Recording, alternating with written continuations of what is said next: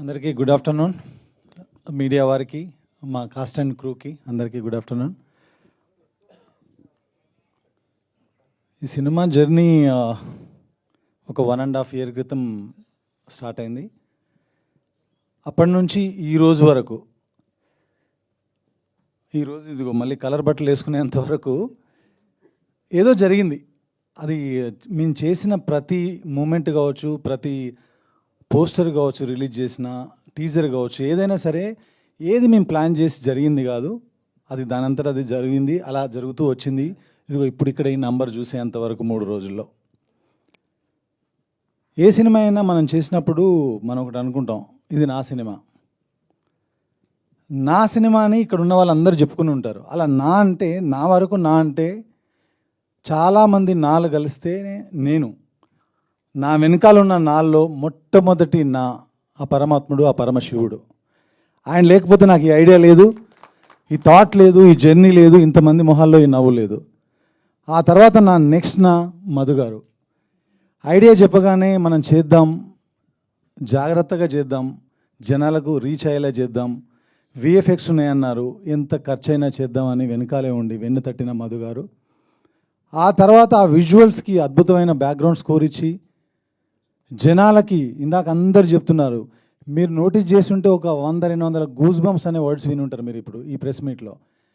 ఆ goose bumps అనే పదాలు వీళ్ళందరి నోళ్ళల్లో వచ్చాయంటే వాటన్నిటికీ కారణం అజనీష్ గారు.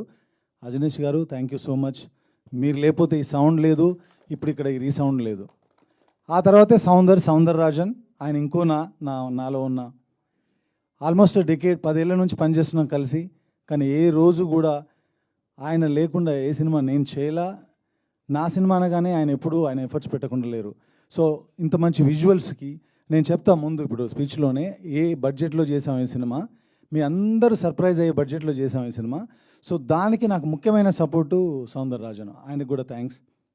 ఆ తర్వాత ఆర్ట్ డైరెక్టర్ రాజీవ్ నాయర్. చూసినవన్నీ మీరు చూసిన సెట్లు కానీ, టెంపుల్ సెట్ కానీ ఏదైనా సరే మాకున్న లిమిటేషన్స్లో అద్భుతంగా వేసి మాకు ఇచ్చారు రాజు గారు.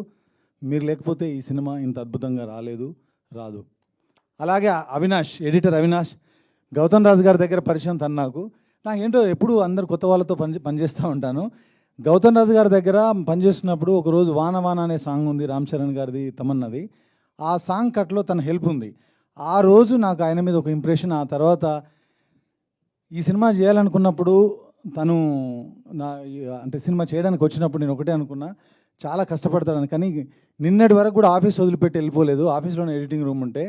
గౌతమ్ రాజు గారు అంత గొప్ప భవిష్యత్తు నీకు ఉండాలని కోరుకుంటున్నాను Avinash. Thank you so much. తప్పకుండా నీకు మంచి భవిష్యత్తు ఉంది. చాలా హార్డ్ వర్క్ చేసావు ఈ సినిమా కోసం.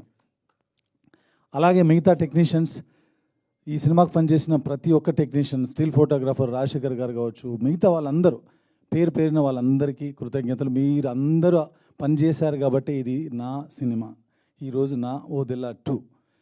ఆ తర్వాత యాక్టర్స్ దగ్గరికి వస్తే, ముఖ్యంగా ఓదెలా 2 అనుకోగానే ఈ క్యారెక్టర్కి ఎవరైతే బాగుంటారు అనుకున్నప్పుడు తమన్నా లోపలికి వచ్చింది. ఈరోజు మీరు అందరూ తమన్నా 20 సంవత్సరాల తన కెరీర్ ఒకవైపు, ఈ సినిమాలో తన పాత్ర ఒకవైపు అని ప్రేక్షకులు చెప్తున్నారు. దానికి అంత అద్భుతమైన నటన ఇచ్చిన తమన్నాకి, తను పెట్టిన ఎఫర్ట్స్కి, తన వెనకాల ఉన్న టీంకి, నీతాలుల్లా మ్యామ్ గారికి, అందరికీ పేరున థ్యాంక్ యూ సో మచ్. ఆ తర్వాత తిరుపతి. ఎప్పుడు నన్ను ఫ్యామిలీ అని అంటుంటారు వశిష్ఠ గారి విశ్వరూపం. ఆయన ఇప్పటివరకు ఎన్ని సినిమాలు చేశారో, ఎన్ని సినిమాల్లో మీరు ఆయన గుర్తుపెట్టుకున్నారో నాకు తెలియదు. కానీ ఈ రోజు తర్వాత నుంచి, ఈ సినిమా తర్వాత నుంచి తెలుగు సినిమా ఇండస్ట్రీ తనని నెత్తి మీద పెట్టుకుంటుంది. తప్పకుండా రాబోయే రోజుల్లో అద్భుతమైన పాత్రలు చేస్తూ, అద్భుతంగా మనందరినీ అలరిస్తూ, is going to stay here for long time. All the very best. ఆ తర్వాత సినిమాలో ఉన్న యాక్టర్స్ అందరూ, శ్రీకాంత్ అయ్యంగారు కావచ్చు, ఆయనలో నాగమహేష్ గారిలో మంచి వక్త ఉన్నారని ఈరోజు అర్థమైంది, నాగమహేష్ గారు. సో శ్రీధర్ గారు, అనిల్ గారు, ఇక్కడ ఉన్న యాక్టర్స్ అందరూ, మా వంశీ గారు, గగన్. ఆ ఫస్ట్ సీన్లో చాలామంది అన్నారు ఏ రెఫరెన్స్ ఉంది ఈ సీన్, కానీ నా సినిమాల్లో మీరు చూసుకోండి ఏ సీన్లకి ఏ రెఫరెన్స్లు ఎక్కువగా ఉండవు, కథకు కూడా ఉండవు. కథలు కూడా మీరు చూసి వెతికి పెట్టినా కూడా మీకు ఏ కథకి ఒరిజినల్ స్టోరీ ఏం దొరకదు. నేను సమాజంలో చూసే రాస్తుంటాను. అవి ఏ స్థాయికి వెళ్ళినా, పాన్ ఇండియా స్థాయికి వెళ్ళినా, లేదంటే లోకల్ స్థాయిలో ఆగిపోయిన నా కథలన్నీ నా దగ్గర నా లోపల పుట్టినవే. సమాధి శిక్ష కూడా నాలో నేను రీసెర్చ్ చేసి రాసిందే. సమాధి శిక్ష సీక్వెన్స్ అంత బాగా పండడానికి ముఖ్య కారణం గగన్. ఆయన కింద కూర్చొని ఏడుస్తుంటే టోటల్ సీన్లోని ఎమోషన్ అంతా కూడా ఎమోట్ అయ్యి ఆడిటోరియానికి పాకింది. అంత బాగా పర్ఫామ్ చేసిన గగన్ గారికి thank you so much. So ఇంకా స్టేజ్ పైన ఉన్న శ్రీధర్ గారు, మిగతా యాక్టర్స్ అందరూ, ఇక్కడ ప్రభావతి గారికి నేను ఫ్యాన్. సిటీమార్లో ఒక సీక్వెన్స్ చూసినప్పుడు అనుకున్నాను ఈవిడ లేకుండా సినిమాలు చేయకూడదు అని. అలాగే కంటిన్యూ అవుతుంది, ఎందుకంటే ఆవిడకి ఏం చెప్పక్కర్లేదు, చిన్న క్యారెక్టర్ చెప్పేస్తే ఇంకా ఆవిడే చేసేస్తారు. మనమే తగ్గించుకోవాలి ఇంకా ఆవిడ చేసిన పర్ఫార్మెన్స్ని. వద్దండి 2025లో ఉన్నాం, కొంచెం తగ్గుదామని. సో అంత బాగా చేసే ప్రభావతి గారికి ధన్యవాదాలు.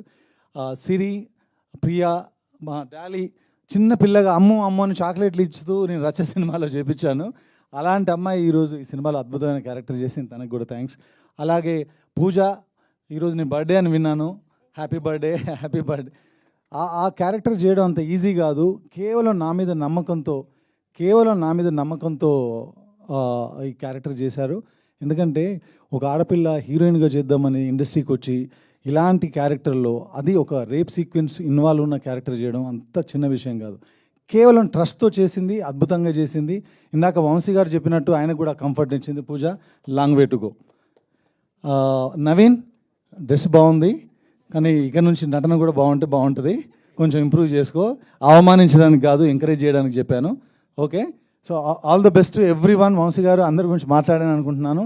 ఇక ముఖ్యంగా శంకర్ గారు, సినిమా పోస్టర్ రిలీజ్ అయిన దగ్గర నుంచి మా సినిమాని నమ్మి ఈ సినిమా మేము చేస్తామని ముందుకొచ్చి ఈరోజు ఇంత దూరం తీసుకొచ్చి అద్భుతంగా డిస్ట్రిబ్యూట్ చేసి వరల్డ్ వైడ్గా 600 పైచిలుకు థియేటర్లలో రిలీజ్ చేయడానికి కారణం, నార్త్ ఇండియాలోనే 150 థియేటర్లో 160 థియేటర్లో రిలీజ్ చేశారు.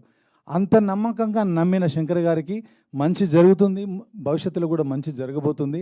తప్పకుండా నేను చేయబోయే సినిమాల్లో ఆయనతో 100% కలిసి ట్రావెల్ చేస్తాను నేను. థ్యాంక్ యూ శంకర్ గారు, ఇంత మంచి డిస్ట్రిబ్యూషన్ చేసినందుకు థ్యాంక్ యూ సో మచ్.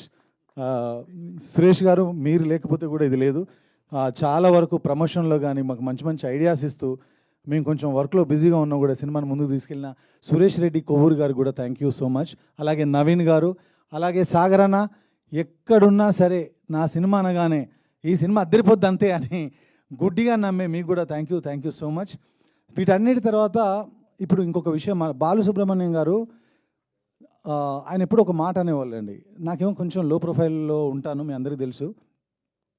మనం ఎదిగామని మనమే చెప్పుకోవాలి, ఆ రోజులు పోయినాయి. మన గురించి పక్కోడు మాట్లాడే రోజులు పోయినాయి. మనం ఎదిగిన విషయం మనమే చెప్పుకోవాలి అనేవాళ్ళు. ఇప్పటివరకు ఎప్పుడు కూడా నేను ఏ స్టేజ్ మీద నేను చేసిన సినిమాల్లో నేను మాట్లాడిన మాటలు తీసుకోండి, ఎక్కడ ఏది గొప్పగా చెప్పుకోలేదు. కానీ ఈ పర్టికులర్గా ఈ సినిమా గురించి మాత్రం నేను చెప్పదలుచుకున్నాను. నాకు ఒక 4-5 ఏళ్ల క్రితం వరకు అసలు స్పిరిచువాలిటీ కానీ భక్తి కానీ పెద్దగా లేదు. కష్టపడిన దానికి ప్రతిఫలం వస్తుందని నమ్ముకుంటూ వెళ్ళేవాడిని. అలాంటిది ఈ సినిమా, నేను ఇంటర్వ్యూల్లో చెప్పాను, మీతో మాట్లాడిన ఇంటరాక్షన్స్తో చెప్పాను, ఇది నేను రాయలేదు, ఆ పరమాత్మనే రాయించాడని. అది ఇప్పటికి కూడా చెప్తున్నాను, ఇది నేను రాసిన కథ కాదు, నాకు సాధ్యమయ్యే కథ కాదు. నేను నమశివాయ అంటే మీకు తెలియదు అన్నారు, నాకు కూడా తెలియదు ఇది ఈ సినిమా స్టార్ట్ చేసేంతవరకు. సో ప్రతిదీ రీసెర్చ్ చేసి చదువుకొని తెలుసుకొని రాసి ఈరోజు ప్రతి ఒక్కరూ ఆ నంది కనిపించినప్పుడు కానీ ఆ శివుడు కనిపించినప్పుడు కానీ వాళ్ళు పడిన వాళ్ళ స్పెషల్గా వాళ్ళు ఎక్స్పీరియన్స్ చేసిన ఎక్స్పీరియన్స్ని నాకు ఫోన్ల ద్వారా మెసేజ్ల ద్వారా కమ్యూనికేట్ చేస్తున్నప్పుడు, శివుడు ఏది చేసినా ఒక కారణం ఉంటుంది, శివుడు ఏది చేసినా దానికి ఒక అర్థం ఉంటుంది. నాలో స్పిరిచువాలిటీని నింపడానికే దేవుడు ఈ సినిమా నా చేతుల ద్వారా జరిగేలా చేశాడు. అందుకేనేమో మా ఊరు నుంచి ఫోన్ చేసి, నిన్నటి వరకు నువ్వు ప్రౌడ్ ఆఫ్ నంది ఫ్యామిలీ అనుకున్నావు, ఇప్పుడు ప్రౌడ్ సన్ ఆఫ్ ఓదెలా అని చెప్తున్నారు. ఈ జీవితానికి ఇంతకంటే నాకు ఏమీ అక్కర్లేదండి. ఒక పుట్టిన ఊరి ప్రజలు, పుట్టిన ఊరి ప్రేక్షకులు మనకు ఫోన్ చేసి ఇంత అప్రిషియేట్ చేయడం అనేది అద్భుతంగా భావిస్తున్నాను, అద్భుతంగా ఫీల్ అవుతున్నాను.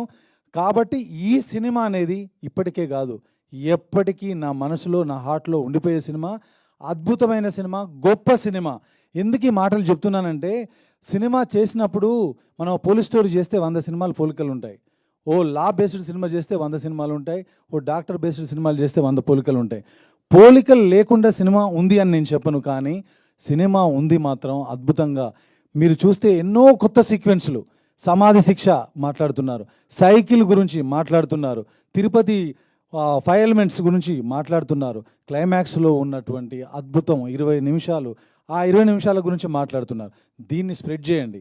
ఎందుకంటే ఇందాక మా ప్రొడ్యూసర్ కానీ మా వాళ్ళందరూ భయపడినట్టుగా, ఒక సినిమా అయితే మనకున్న ఎనర్జీతోనో శక్తితోనో ఎవరినైనా మనం ఢీకొట్టగలం.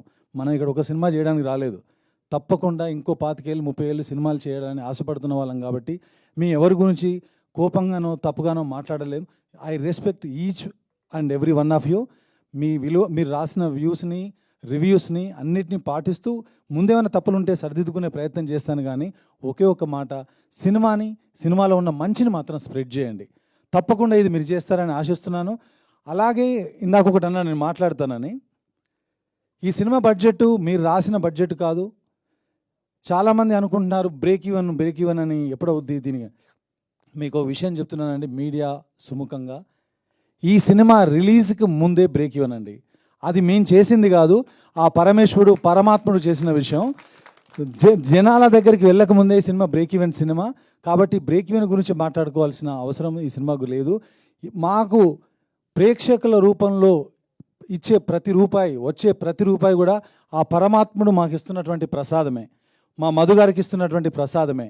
కాబట్టి ఈ సినిమా ఆల్రెడీ సక్సెస్ఫుల్ బాటలో వెళ్తుంది. దానికి ముఖ్య కారణం మీరు చూసిన వాళ్ళు చాలామంది రాశారు, విజువల్స్ అద్భుతంగా ఉన్నాయి అంటే ఓదెల 2కి ముందు సీజీ, ఓదెల 2 తర్వాత సీజీ అని చెప్పొచ్చు. ఎందుకంటే వాళ్ళ ప్లేస్లో నిల్చొని మాట్లాడుతున్నాను. మేము అతి తక్కువ బడ్జెట్లో 200 మంది పనిచేశారు విఎఫ్ఎక్స్ పైన, కానీ బడ్జెట్ చాలా తక్కువ ఇచ్చినా కానీ కవిత మ్యామ్, అభి గారు, వాళ్ళ ప్రసాద్ ల్యాబ్స్ టీమ్ మా అందరికీ సపోర్ట్ చేసి మీరు చూసిన ఆ విజన్ని, ఆ విజువల్స్ని స్క్రీన్ పైన చూడగలిగారు. ఇంత బడ్జెట్లో ఇది సాధ్యం అయిందంటే కేవలం ప్రసాద్ ల్యాబ్ వల్ల. నా ఫస్ట్ సినిమా నుంచి అన్ని ఇక్కడే చేశాను, ఇప్పుడు ఇది కూడా ఇక్కడే చేశాను. వాళ్ళే కారణం. వాళ్ళందరికీ మరొక్కసారి థ్యాంక్స్ చెప్తున్నాను. అట్లాగే దానిలో ఇన్వాల్వ్ అయినటువంటి ప్రకాష్, వెంకీ, ప్రదీప్, ఇంకా మిగతా వాళ్ళందరికీ కూడా, అలాగే థండర్ స్టూడియోస్ బుజ్జి, ఎందుకంటే ఇక్కడ నేను చెప్పాలి వాళ్ళందరికీ థ్యాంక్స్. చాలా కష్టపడ్డారు. 1 సంవత్సర కాలంలో మీరు చూసినటువంటి ఆ శివుడిని కావచ్చు, నందిని కావచ్చు, ఆ నాగపామును కావచ్చు, వీటన్నిటిని క్రియేట్ చేయడం అంత ఈజీ కాదు. మాకున్న వనరులతో ఎక్కడైనా 1% మీకు ఏమన్నా అనిపించి ఉండొచ్చు, కానీ ఇంత తక్కువ బడ్జెట్లో ఇది అచీవ్ చేయడం అనేది ఇంతకుముందు జరగలేదు, ఇక ముందు కూడా జరిగే ఛాన్సెస్ చాలా తక్కువ. అంత ఎఫర్ట్స్ పెట్టారు వాళ్ళు మా కథను అర్థం చేసుకొని. కాబట్టి వాళ్ళందరికీ మరొకసారి థ్యాంక్స్ చెప్తున్నాను. క్లిక్, ప్రశాంత్ అండ్ పృథ్వీ, వీళ్ళందరూ కూడా అందరి పేర్లు నాకు గుర్తులేవు, బట్ మీ టీం అందరికీ మరొకసారి ధన్యవాదాలు. ఈ సినిమా విజువల్స్గా ఇంత బాగా వచ్చిందంటే మీరందరే కారణం. మాతో పాటు మీ అందరికి మరొకసారి థ్యాంక్స్ చెప్తూ, సినిమా చూడని వాళ్ళు థియేటర్కి వెళ్ళి తప్పకుండా ఈ సినిమా చూస్తారని, ఆ శివ దర్శనాన్ని మీరు దర్శించుకొని ధన్యులవుతారని భావిస్తూ థ్యాంక్ యూ సో మచ్.